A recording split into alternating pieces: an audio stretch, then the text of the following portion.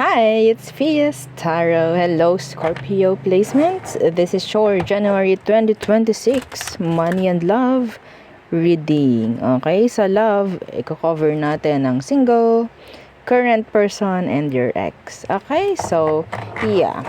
So, gagamit tayo ng new deck. Okay, so, yeah.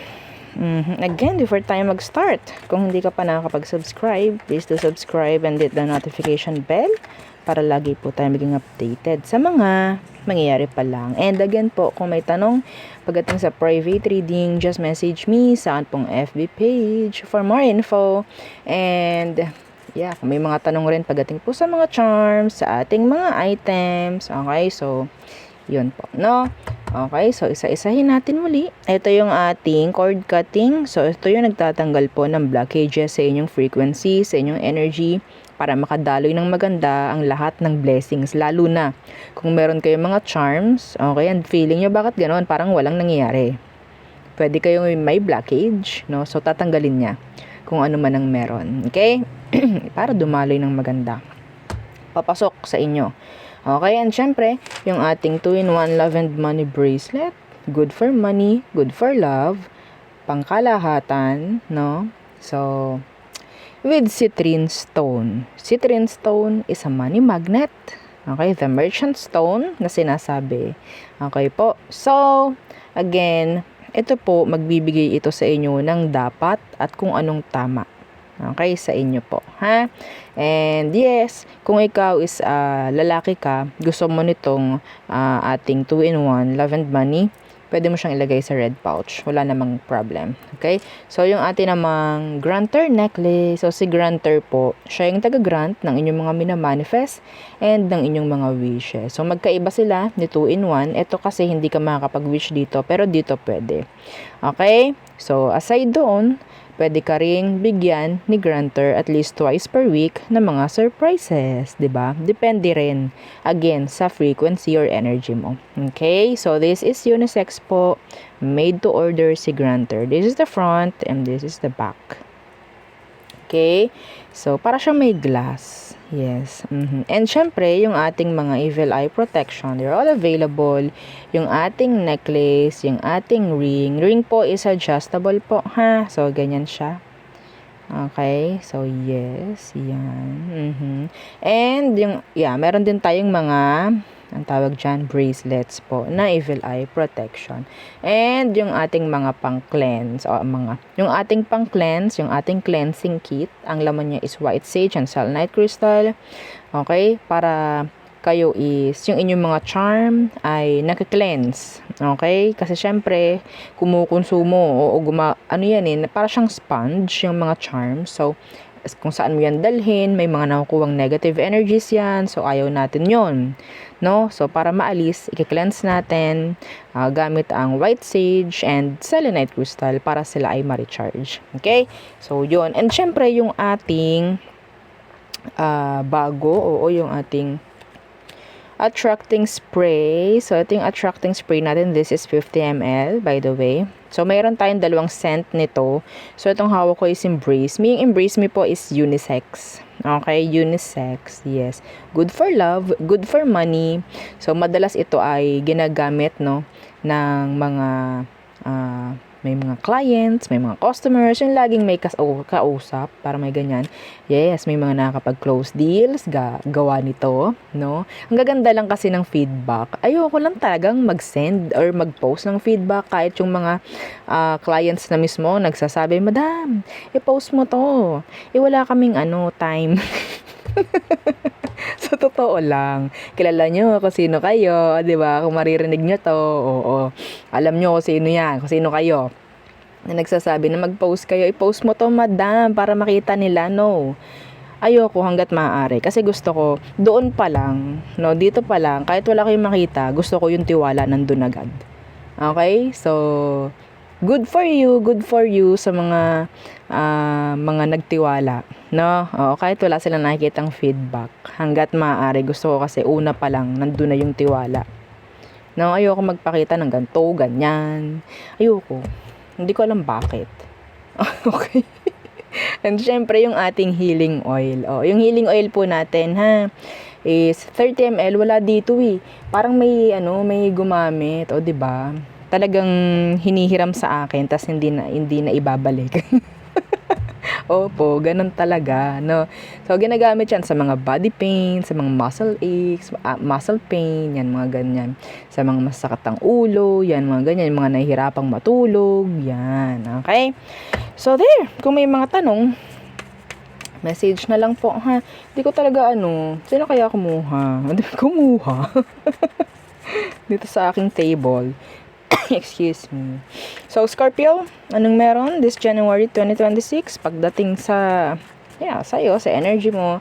Again, para mag-manifest yung mga energies na mga ganda. Just share the video para po makita, no? Para maging aware yung mga tao, yung mga manonood, na may ganun pala. 'Di ba? So, ganun po. So, Scorpio, okay, kunin natin tong nalaglag. See, it's yes. Oo. So, parang nakiki-oo, no, si universe sa mga sinasabi ko. Yes. Iba sa inyo, kung meron kayong specific, like, pag, ganito, ganyan, meron akong kailangang sagot eh. Pag may nakita ako, questionable ba, yes or no, no, yung mga naghihintay dyan. And ito yung gusto mong makita. Ito yung senyales. Pag ako nakakita ng yes, ayun na yun. Sign ko na yun. Parang ganyan. So, ito na yun. Ito na yung sign mo. Okay, so may binigay kay Scorpio na yes. So kung ano man yan, I don't know. Specific yun. So kanya-kanya kayo. Na? So, what else for Scorpios this January 2026? Evaluation. Okay, so evaluation. What else? So, pwedeng i-evaluate ka, pwedeng sa work, 'di ba? Or sa kung saan man, mga ganyan. What else this January? Debt. Okay? So, iba dito parang i-evaluate kasi ang tawag dito, apply ng loan. Meron ako nakitang ganun. So, pwedeng ngayong January ka i-evaluate or titingnan kung saan ka nakatira. Mga ganong bagay. No? So, what else? Scorpio. Stop spending. Hey, stop spending or watch your spending, Scorpios. Watch your spending. Ayaw naman natin magkakaroon tayo ng utang. 'Di ba? What else? Last energy. For Scorpio placements this January 2026, ano pa ang parating? Okay, may maganda ba? For Scorpios. Growth. Okay? So, in general, pwedeng may mangyaring improvement, growth this January 2026. Okay? So, 'di ba? Loan approve. Meron ditong meron ditong mag-a-apply ng loan. Oo, nakikita ko. Okay, and i-evaluate ka or kung ano man. Parang ganun 'yun, 'di ba? Hindi ko alam. Anyway. So, 'yun ang aking mga nakikita. Again, para mag-manifest, just share the video. That's simple. Okay. So, let's go sa love. So, unahin natin yung singles. Excuse me. What's coming in for Scorpios? Single Scorpios. What's coming in for you pagdating sa love? What's coming in for Scorpio placements? Yes. Okay. Singles. Parang wala pa rin. Yeah. Parang wala pa rin. The Hierophant Universe, yung mga single dyan. Yes, wala pa rin. Wala pa rin masasabing sincere connection or long-term connection. Yeah, Strength Universe. Wala masyado. Or pwede sabihin natin masyadong focus lang kayo sa ibang bagay. Yeah, parang ganyan. Okay? So, yeah. Some of you are still attached or, attach nga sa kung ano man sa past mo. Na pwedeng ito yung nagsisilbing blockage, Okay? Pagdating sa new, if ever. If you're waiting for somebody from your past, then wala pa rin ako nakikita dito. Okay? So, kasi, this is single and gusto natin new. Okay? New energy yung parating. Okay? So, wala masyado Walang gumugusto Iba sa inyo, pwedeng mas pinipili nyo, mas, maging single pa rin this January. No? Ay, wala muna akong, parang ganun yung energy. Ay, wala muna akong dyan. Wala muna akong amor. Pagdating dyan sa, tawag dyan, sa love. So, dun tayo sa your current person. Think of your current person and let's see what's coming in. What's coming in? Okay, the current person. The Two of Swords. Why? That's indecisiveness. Aloof. Anong meron dyan sa Two of Swords? The Ace of Cups in reverse. So, may paglaylo ako nakikita dito, ha?